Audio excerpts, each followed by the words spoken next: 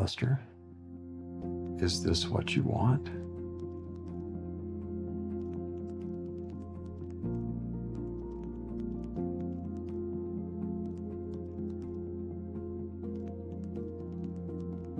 Yes or no?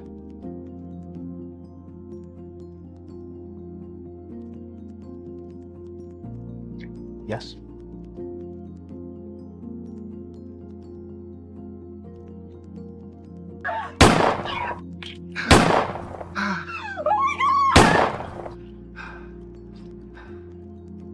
Oh my. That's on you.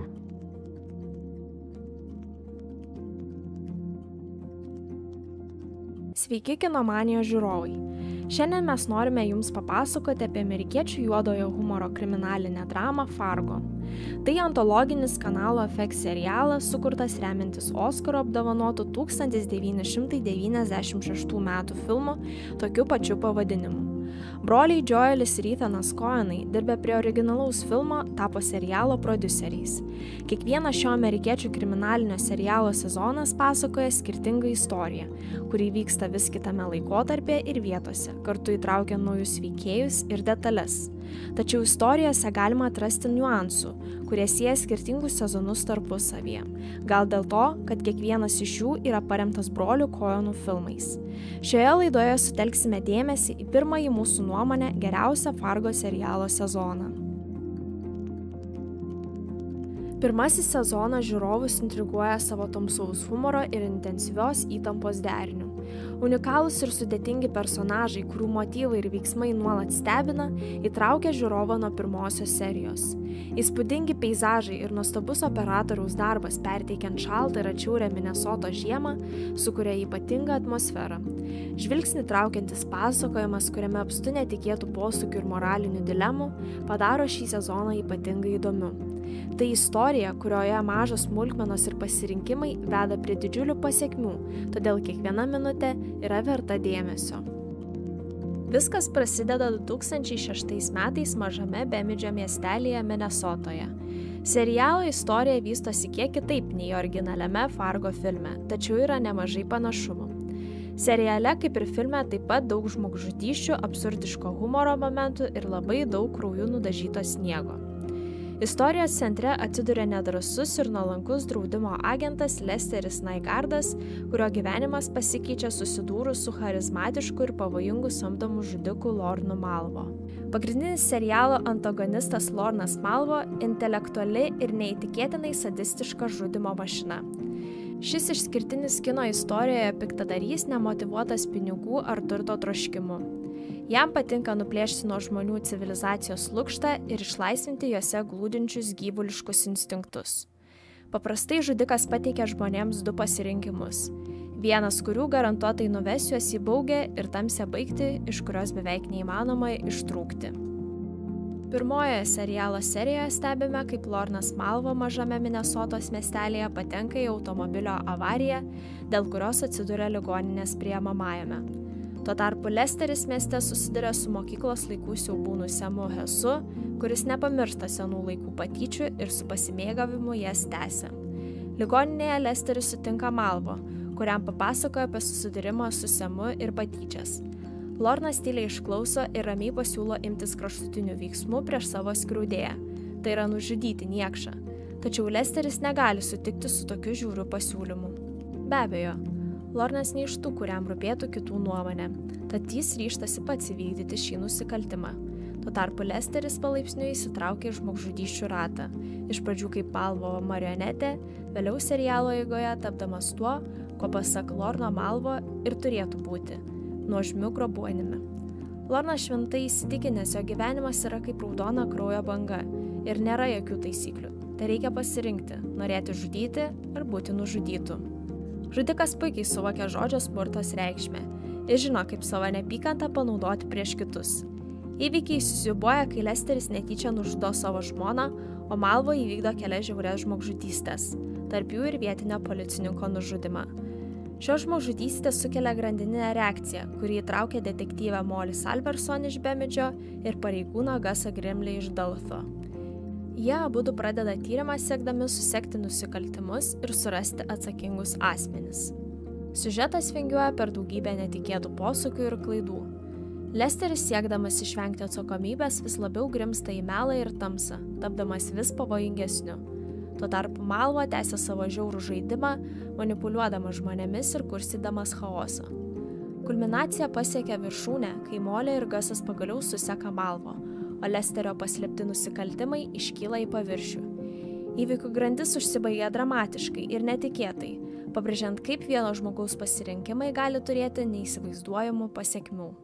Serialo kūrėjas Noah Hawley nuolat akcentavo, kad nors šis serialas nėra tiesioginis filmo perdirbinys, jis išlaiko esmines brolių Coenų kūrybos savybės. Broliai garsėja savo gebėjimu kurti filmus, kurie meistriškai reprezentuoja juodosios komedijos žanrą. Stebėdamas jų kūrybos vaisius, žiūrovas gali išvysti juodą humorą, sudėtingus istorijos veikėjus ir netikėtą siužetą, kuris prikausto žvilgsnius prie ekrano. Tačiau Coenų filmai išsiskiria ir tuo, kad juose ypatingas dėmesys skiriamas aplinkai, supančiai veikėjus ir glaudžiai siejamai su jų veiksmais ir sprendimais. Tai puikiai išlaikoma ir seriale. Martino Freemano tobulai įkūnijamas Lesteris Nygaardas atrodo tarsi tipiškas mažo žmogaus archetipas. Nuolankus, bailus ir nuolat engiamas tiek darbe, tiek asmeninėme gyvenime. Jis išgyvena vidurio amžiaus krizę ir vis dar kenčia nuo savo mokyklos laikų skriaudiko Samo Heso, jį nuolat kritikuojančios žmonos Perlos ir aiškę nepagarbą rodančio jaunesniojo brolio Chazo. Lesterio gyvenimas kardinaliai pasikeičia po atsitiktinio susitikimo su Lornu Malvo, kai šio paskatintas Lesteris netyčia nužudo savo žmoną ir šis įvykis tampa lemiamu tašku jo gyvenime. Tai priverčia Lesterį imtis vis drastiškesnių veiksmų, siekiant išvengti atsakomybės. Lesteris Nygaardas yra sudėtingas personažas. Jo transformacija iš nuolankaus ir engiamo žmogaus į žiaurų ir apsukrų žaidėją yra vienas iš pagrindinių sezono aspektų. Lesterio charakterio evoliucija atskleidžia, kaip aplinkybės ir spaudimas gali išryškinti žmogaus tamsiąsias puses. Draudimo brokerio veiksmai pagristi savisauga ir siekiu išvengti atsakomybės nuolat įtraukia į vis gilesnį nusikaltimų ir melų tinklą, pabrėžiant moralinių ribų trapumą ir asmeninio pasirinkimo svarbą. Visišką Lesterio Nygaardo priešingybę seriale tobulai įkūnija Billis Bobas Thorntonas, kuris vaidina šiurpą ir simpatiją keliantį psichopatą Lorną Malvo. Pastarasis yra charizmatiškas ir pavojingas samdomas žudikas, kuris įveda chaosą ir destrukciją į kiekvieno, su kuriuo susiduria gyvenimą. Malvo paslaptingas ir neprognozuojamas, pasižymintis tamsiu humoru ir šaltakraujiškumu. Šis personažas veikia kaip katalizatorius, verčiantis kitus veikėjus atsiskleisti ir priimti kraštutinius sprendimus. Malvo filosofija, kad pasaulis yra žiauri vieta ir čia išgyvena tik stiprieji, atsispindi jo veiksmuose ir kalboje. Jis mėgaujasi manipuliuodamas žmonėmis ir kurstydamas smurtą, nesiekdamas jokios aiškios naudos ar tikslo. Malvo žavesys slypi jo ramume ir profesionalume, kurio pagalba jis vykdo savo kruvinus darbus. Jo moralinė dviprasmybė ir gebėjimas sukelti chaosą be jokių emocijų daro jį ypač baisiu ir nenuspėjamu priešu. Lornas Malvo nėra tik paprastas piktadarys. Jis yra tikrasis tamsos atspindys, kuris įtraukia ir tampo už virvučių kitus veikėjus, atskleisdamas jų tikrąją prigimtį ir silpnybės. Jo personažas įkūnija anarchiją ir nihilizmą, priversdamas žiūrovus susimastyti apie moralinės ribas ir žmogaus prigimtį. Malvo pasirodymas Bemidžyje sukuria audrą, kurios pasekmės paveikia visą miestelį ir jo gyventojus, pabrėžiant, kaip vieno žmogaus veiksmai gali sukelti negrįžtamą chaosą ir destrukciją. Lesterio ir Malvo sukelta sumaištis įtraukia ir kitus miestelio gyventojus. Tarp jų yra atkaklius detektyvus, kurie tampa pagrindiniais žaidėjais tyrime, siekdami atskleisti tiesą apie Bemidžyje įvykdytus žiaurius nusikaltimus. Molė Salverson, kurią įkūnija talentinga aktorė Alison Tolman, yra darbšti ir atkakli Bemidžio policijos detektyvė, kurios ryžtas ir intelektas persipina su jos ramiu ir kukliu būdu. Molė yra tvirtai pasiryžusi išsiaiškinti tiesą apie įvykdytus nusikaltimus, nepaisant kliučių ir skeptiškų kolegų. Ji išsiskiria savo nuovokumu ir gebėjimu matyti platesnį vaizdą, net kai kiti aplinkiniai mato tik paviršutiniškus faktus. Jos tyrimas prasideda nuo vietinio policininko nužudimo, kuris jai greitai įtraukė į kur kas didesnį ir sudėtingesnį nusikaltimų tinklo narpliojimą. Nepaisant susidūrimo su įvairiais sunkumais, įskaitant savo viršininko Bilo Osvaldo nepasitikėjimą, Molė nenustoja ieškoti teisybės. Ji dažnai veikia viena, pasitelkdama savo įgūdžius ir intuiciją, kad surinktų įkalčius ir sujungtų įvykius su nuoseklų pasakojimą. Jos atkaklumas ir įsipareigojimas savo darbui paverčia ją stiprią ir įkvepiančią veikėją. Molė taip pat turi švelnią ir žmogišką pusę, kuri atsiskleidžia jo santykiuose su tėvu Lou, buvusiu policijos pareigūnu ir kolega pareigūnu Gusu Grimbliu, su kuriuo ji užmezga romantišką ryšį. Šie santykiai suteikia jos personažui gylį ir parodo, kaip jis sugeba derinti profesinį ir asmeninį gyvenimą. Molė Salverson stiprios moralės ir nepalaužiamo ryžto įsikūnijimas, kuris padaro ją esminę figūrą kovoje su blogio ir chaoso jėgomis, įsiveržusiomis į Bemidžio miestelį. Colino Hankso įkūnytas Gusas Grimblis Dalatho policijos pareigūnas, kurio gyvenimas drastiškai pasikeičia po susidūrimo su žudiku. Iš pradžių Gusas jaučiasi nesaugiai ir abejoja savimi. Jis yra vienišas tėvas, siekiantis apsaugoti savo dukrą Gretą, ir šis rūpestis dažnai kenkia jo profesiniams sprendimams. Vienas iš įspūdingesnių serialo epizodų – tai policijos pareigūno Guso Grimblio pirmasis susidūrimas su Lornu Malvo. Patruliuodamas tamsiu paros metu, pareigūnas sustabdo piktadario automobilį. Dėl logistinių sumetimų abu aktorius teko nufilmuoti atskirai, skirtingomis dienomis, tačiau šis susidūrimas netapo mažiau įspūdingas. Tai, ką matome ekrane, tiesiog gniaužia kvapą ir priverčia kvėpuoti giliau. Dialogas tarp veikėjų ramus, bet mes tiesiog nugarą jaučiame pavojų ir grėsmę, su kuria susiduria dukrą auginantis vienišas tėvas. Šiame epizode naudojama ilgo kadro technika, reikalaujanti tiek režisieriaus, tiek aktorių sugebėjimų. Guso ir Malvo susitikimas, pirmajam įtariant Malvo užsiemant nusikalstamomis veiklomis, tampa ilgo kadro esme. Guso išgąsčio dinamika priklausanti ne tik nuo išankstinių nuostatų, bet ir nuo Malvo veiksmų. Spalvos ir apšvietimas Fargo, galima sakyti, irgi vaidina atskirą vaidmenį. Malvo pasiūlo policininkui pasirinkimą pasukti kitu keliu, pamiršti jų dviejų susitikimą ir kas kelis metus žiūrint savo augančiai dukrelį į akis, suprasti, kad buvo priimtas teisingas sprendimas. Susitikimas su Malvo yra lemiamas momentas, kuris iš pradžių sukelia Gusui baimę, tačiau vėliau tai tampa atspirties tašku jo asmeniniam ir profesiniam augimui. Guso moralinis kompasas yra vienas iš pagrindinių jo charakterio bruožų. Nors jis dažnai abejoja savo sugebėjimais, stiprus atsakomybės jausmas ir noras siekti teisingumo verčia jį stoti prieš pavojų. Tai ypač matyti jo bendradarbiavime su detektyve Molė.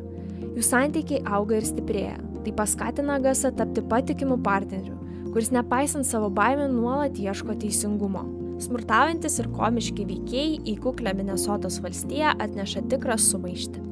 Seriale dauguma jų tokie beprotiškai nerūpestingi ir šaltakraujai, kad atrodo, jo korupcija ir prievarta yra jų kasdieninė duona.